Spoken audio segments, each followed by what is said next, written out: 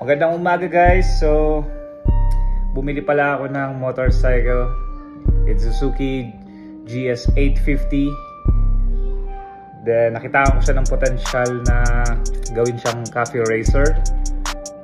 Nakita ko siya sa marketplace, napakamura, hindi umaandar, skeleton kumbaga.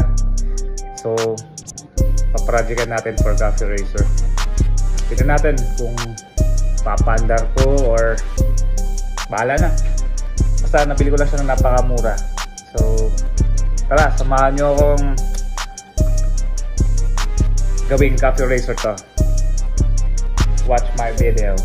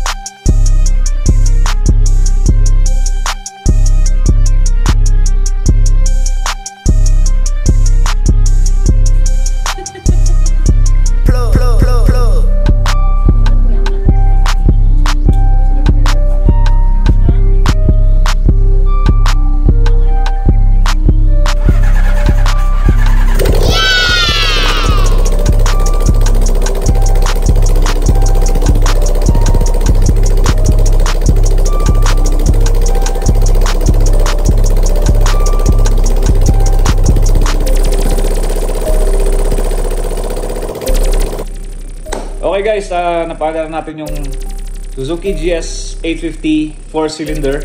Kung makikita nyo naman sa video, ang dami nating kick na ginawa. Then na-find out ko na yung 2 and 3 spark plug hindi siya gumagana. Ang nag-spark lang is 1 and 4. Then hinanap natin yung diagram niya, chinek natin lahat ng mga wirings and everything. Napunta tayo sa contact point sa right side ng engine.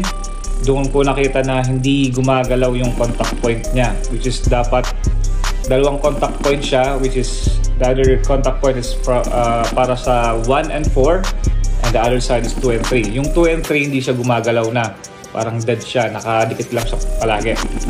So inayos natin yun, nilinisan natin, pinalitan natin ng ibang parts. Then yun, gumana na yung 4 na spark plug. Tapos yun, kinarga na natin ng gasolina, bagong oil. Tapos ginamitan natin ng starter relay. Yun, umandar na siya. I'm so excited kasi dadamitan na lang natin siya. Pipintura natin yung chassis niya kasi medyo hindi na presentable, parang may mga kaunting rust. So yun, salamat sa pag-abang. If you have any question, suggestion, just go to the comment box. Then baka masagot natin or baka makatulong kayo sa akin sa pag-build ko ng cafe racer. So maraming salamat sa mga nag-abang. See you in my next video.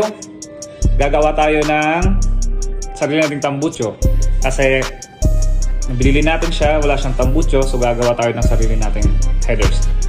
Tingnan natin kung anong tunay na tunog niya. Yun. So maraming salamat. See you in my next video. Bye!